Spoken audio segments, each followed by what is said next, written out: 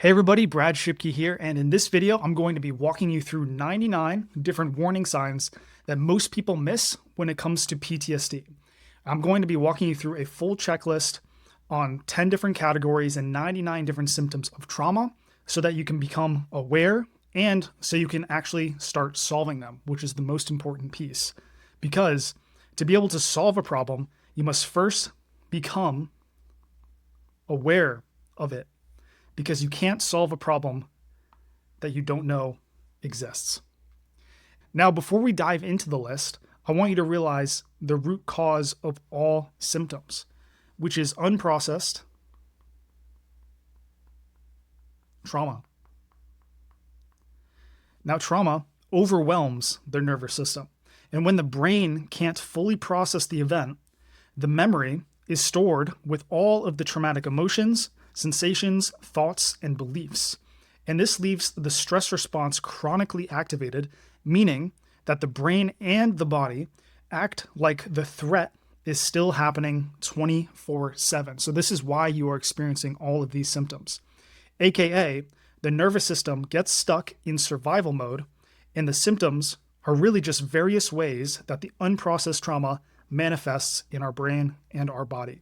So everything ultimately always comes back down to unprocessed trauma. Meaning, if you want to actually solve these symptoms, you're going to have to go back to identify the root of these traumas to fully process them. And then when you do that, all of these symptoms can be healed. Now, what I want you to realize is that all of these symptoms here are actually natural responses to trauma, and all symptoms disappear when the root is fully processed. So you're not broken, you're just hurt. And when you heal, all of this will be gone forever. So it really is a natural process that every human being goes through when they experience a traumatic event. So you aren't broken. This is normal. Obviously, it's not normal for the average person, but for somebody who goes through a trauma, it's normal for your body and your brain to react in these ways. So without further ado, I'm going to walk you through the 99 symptoms of PTSD, give you the full checklist. And what I want you to do as we're going through this is I just want you to make note of which ones you have as we go along. So I'll walk you through 10 different categories here, and we'll start with the very first one here, which is emotional symptoms. First one being anxiety, which is a persistent worry or fear often triggered by reminders of the trauma. Depression, feelings of sadness, hopelessness, or emptiness. Emotional numbness, which is difficulty feeling or expressing emotions, leading to a sense of detachment. Another one is mood swings. So when you have rapid changes in your mood, often triggered by minor events. You can also have guilt and shame, which is feelings of self-blame or responsibility for the trauma. Anger and irritability, which is frequent angry outbursts or short temper. There's also grief, which is a lingering sadness or mourning for what has been lost due to the trauma. There's also despair, which is a chronic sense of hopelessness or bleakness in the world. There's resentment, which is feelings of bitterness towards others involved or oneself. Feelings of inadequacy, which is a persistent sense of not being, quote, good enough. And feeling emotionally stuck, a sense of that no matter what you do, that you can't move forward or feel better. So I want you to go through and just look through all of these and jot down which ones that you're currently struggling with. Now, the second category here is psychological symptoms. And these include flashbacks, which is a reliving of the trauma as if it's happening in the present. Now, this can be emotionally, visually, or physically. You actually feel that you are back at the trauma. There are intrusive thoughts, which are unwanted recurring memories related to the trauma or thoughts around the memories. There are nightmares, which are disturbing dreams that you might have that may or may not be directly correlated to the trauma. So they might be just nightmares that are recurring, but they might not necessarily be an explicit moment-for-moment replay of the trauma that you went through. Hypervigilance, which is a constant feeling of on guard or scanning for threats or feeling on edge. There is dissociation, which is detachment from reality, feeling spaced out, or as if life is a dream. There's also cognitive distortions, which are, another way to put it, are negative thought patterns like I'm worthless, I just can't trust anybody, things like that. And there's amnesia, which is difficulty remembering details of the trauma or blocking it out. There's rumination, obsessively thinking about the trauma or its impact. Poor concentration or focus problems, where you struggle to stay focused or remember tasks. There are self-destructive thoughts, thoughts of self-harm, reckless behavior, or even taking your own life. There's paranoia, which is an irrational belief that people or situations pose a threat when they really don't. So those are all the psychological symptoms. Make sure to go through those and just take a mental note or jot down which ones you are currently struggling with. Now, the third category here are behavioral symptoms. These include avoidance, staying away from places, people, or activities that remind you of the trauma, substance abuse, which are drugs, alcohol, medications to cope with the trauma-related feelings, compulsive behaviors, which is engaging in repetitive activities like over-exercising or cleaning.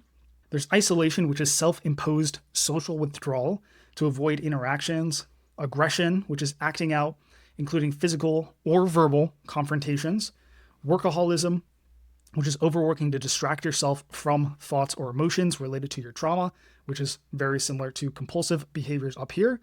Perfectionism, which is extreme attention to detail as a means of gaining control. Self-sabotage, which are behaviors that undermine one's own success or relationships. Now, these are huge. Like when we come to the behavioral symptoms themselves, a lot of people don't realize that these are actually symptoms of trauma, things like the workaholism or perfectionism, or even self-sabotage, which can kind of exist underneath everything and be in the subconscious where you are completely unaware of it. So hopefully some of these things are opening your eyes. Now let's move on to the fourth category here, which are physical symptoms, which I know a lot of people struggle with. If you're experiencing physical symptoms and also have PTSD, then there's a high likelihood that they are caused from the trauma. Now, the first one here is insomnia, which is difficulty falling asleep, staying asleep, or having a restful sleep. There's fatigue, or chronic fatigue syndrome is another common thing seen with PTSD, which is constant tiredness despite adequate rest, often from emotional exhaustion. So your adrenals and your body is just so exhausted because it's on high alert 24/7. It just drains all of your resources. There's chronic pain, which is persistent pain without a clear medical cause, often in the neck, back, or stomach, but it can honestly be anywhere, including migraines, which is actually the next one here, which are headaches, frequent migraines, or tension headaches. And I just want to go back to the chronic pain issue because a big piece here is without a clear medical cause. So I don't advocate people just automatically diagnosing their physical symptoms as trauma symptoms. But if you have gone to a doctor and there is no clear medical cause for your symptoms, the next logical conclusion is to think this is probably caused by trauma. The next one here is digestive issues, which are stomach pain, nausea, irritable bowel syndrome, or a loss of appetite. There's racing heart, which is a sudden increase in heart rate, often accompanied by sweating. So for me, I had a lot of these, and I even went to the doctor once because I wasn't sure if I was having a heart attack. My heart was pounding so strongly, but the doctor said I was fine and sent me back home, and turns out that was just caused by trauma as well. The next one here is hyperarousal, which is a heightened sensitivity to sounds, lights, and movements. The next one is immune system issues, which is an increased susceptibility to illness or slower recovery. So if you find yourself getting ill or sick a lot, then you might be struggling from immune system issues. There's muscle tension, shortness of breath, and even extreme sweating. Now, the fifth area here are social and relational symptoms. And these go down to trust issues, which is difficulty trusting others, especially in close relationships. Attachment issues, which are struggles with forming or maintaining relationships. We have an anxious or an avoidant attachment style, or a combination of both. And the next one is conflict avoidance. So avoiding confrontation at all costs to prevent stress. There's people-pleasing behaviors, which is excessive focus on making other people happy, often to avoid rejection, which is a key piece there. We often do people-pleasing behaviors to avoid rejection. The next one here is boundary issues. So difficulty setting or maintaining personal boundaries. Isolation, disconnecting from friends, family, or social circles. Dependency, which is clinging to others for emotional security or reassurance. And there's also codependency, which is seeking validation or worth through others' approval or needs. And the last one here is fear of abandonment. So a constant worry about being left or rejected. And all of these things here, again, are caused by trauma. And at this point, we're halfway through the list now, and you're probably like, oh my God, all these things are caused by trauma. But the good news is that if you can trace these back to trauma, you can heal the trauma, and then you can solve all of these symptoms here. So there is hope. The next one here is cognitive symptoms. So we have a negative self-image, which is believing oneself to be unworthy or unlovable. Black and white thinking, which is viewing situations or people as all good or all bad. There's catastrophic thinking or catastrophizing, which is assuming the worst possible outcome will happen. And there's difficulty making decisions, which is fear of making the wrong choice or taking risks. There's memory issues, which is trouble remembering details, especially related to the trauma.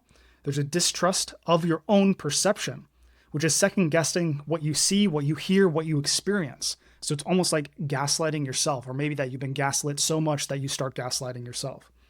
There's low self-esteem, which is a persistent negative self-assessment and lack of confidence. Hopelessness, which is perceiving the future as bleak or pointless. There's fear of change, which is a difficulty adjusting to new situations or environments. Now, the next category here is spiritual and existential symptoms. So this can be a loss of faith, which is questioning or abandoning previous spiritual beliefs or practices. There's an existential crisis, which is struggling with the meaning or purpose of life. There's feeling, quote, damaged, a sense of being fundamentally broken or unfixable, which at its root is a trauma issue, but it is a spiritual issue and existential issue as well. A moral injury, which is a guilt or shame from having acted against one's values during the trauma. Disconnection, which is feeling detached from life, others, or one's own sense of purpose. And anger at a higher power, which is resentment towards God, the universe, or fate for allowing the trauma to happen to you in the first place. Now, the next piece here is sexual symptoms. The first one is a low libido, so it's a decreased interest in sexual activity. There's hypersexuality, which is the opposite, which is an increased or compulsive sexual behavior as a coping mechanism. There's sexual aversion, which is a fear or an avoidance of sexual intimacy. And there are flashbacks during intimacy, which are traumatic memories that are triggered by touch or closeness or sexual intimacy. And there's body image issues, where you feel uncomfortable or disconnected from your own body. Now, the ninth one here is developmental symptoms in cases of childhood trauma. So these are all symptoms that stem from early childhood. The first one here is regression, which is when you return to behaviors in an earlier stage in development. So you act more like a child, feel more like a child, think more like a child, have more behaviors like you were when you were younger. There are attachment disorders, which is difficulty forming secure relationships. There's developmental delays in speech, social skills, or learning, which obviously applies more to children as they are growing up, but those developmental delays can also affect adults as well. And then there are learning difficulties, so struggling with academic tasks or concentration. And there are also behavioral problems where you are acting out in defiance or aggression. Now, the final category here is occupational symptoms, where you have job burnout, which is an emotional and mental exhaustion, especially in stressful roles or positions. Imposter syndrome, which is a persistent feeling of inadequacy regardless of your success. There's avoidance of leadership roles, which is a fear of responsibility fundamentally, or in your own decision-making abilities. And there's poor work-life balance, which is where you overwork to escape your personal issues. And the last one here is frequent job changes, moving jobs frequently to avoid discomfort or challenges.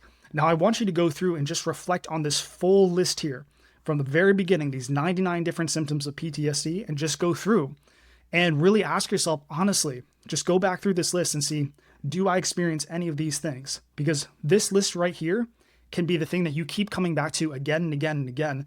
And you don't have to solve all of these at once. The core goal of this video was to help you become aware of the different symptoms that exist so that you can pinpoint the biggest one that you are facing right now so you can start to solve it. So I don't want you to get overwhelmed with all of these different symptoms. I want you to pick one, really dial in on that and start processing the root cause of that one symptom. And then you can always come back to this video, come back to this list, find the next biggest issue and start processing that. If you enjoyed this video, just give me a like and subscribe. If you want to coach with me personally, there's a link in the description that you can check out. No pressure. I don't care if you click it or not. The most important thing is I want you to get value from this video. But I hope you enjoyed this, and I'll see you in the next one.